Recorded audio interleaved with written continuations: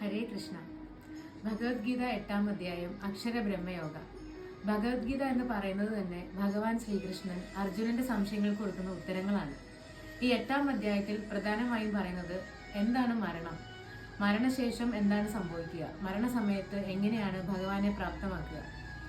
അർജുനൻ ഭഗവാനോട് ചോദിക്കുകയാണ്, ഈ മരണസമയത്ത് എങ്ങനെയാണ് ഭഗവാന്റെ സാമീപ്യം നമ്മൾ തിരിച്ചറിയുക, അല്ലെങ്കിൽ എങ്ങനെയാണ് മരണസമയം ഭഗവാനെ പ്രാപ്തമാക്കാൻ സാധിക്കുക. അതിന് കൃഷ്ണന്റെ മറുപടി ഇങ്ങനെയായിരുന്നു: ഈ ഭൗതിക ലോകത്ത്, അതായത് നാശമുള്ളത് എന്തോ അതാണ് ഭൗതികം. ഈ ഭൗതിക ലോകത്ത് എല്ലാ ജീവജാലങ്ങളിലും ഞാനുണ്ടെന്ന് തിരിച്ചറിയുക.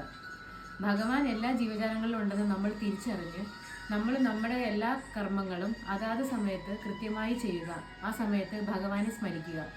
അല്ലാതെ മരണസമയത്ത് മാത്രം ഭഗവാനെ സ്മരിച്ചാൽ ഒരിക്കലും ഭഗവാനെ പ്രാപ്തമാക്കാൻ സാധിക്കില്ല. നമ്മൾ ജീവിതത്തിലുടനീളം ഭഗവാനെ സ്മരിച്ച് സൽക്കർമ്മങ്ങൾ ചെയ്താൽ സ്വാഭാവികമായും മരണസമയത്തും നമുക്ക് ഭഗവാന്റെ നാമം നമ്മുടെ നാവിൽ വരും. കൃഷ്ണ കൃഷ്ണ എന്ന് വിളിച്ച് കഴിയുന്ന ഒരു ഭക്തനെ ഉറപ്പായും, ഭഗവാൻ നൽകുന്ന ഉറപ്പാണ്, ഉറപ്പായും ഭഗവാനെ പ്രാപ്തമാക്കാൻ സാധിക്കും.